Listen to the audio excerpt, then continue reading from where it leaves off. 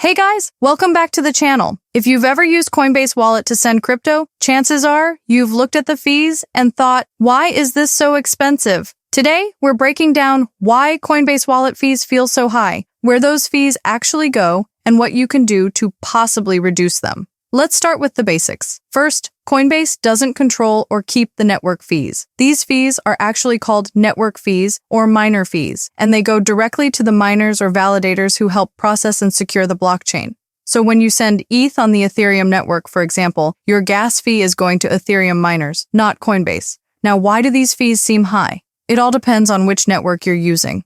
Here's a quick breakdown. Ethereum uses ETH to pay for gas, Polygon uses Matic Binance, Smart Chain uses BNB Avalanche, uses AVAX and Optimism, Arbitrum, and Base. All use ETH too, but on their respective Layer 2 networks. Layer 1 networks like Ethereum are the most expensive, especially when the network is busy. That's why sometimes a simple transfer can cost $10, $20, or even more.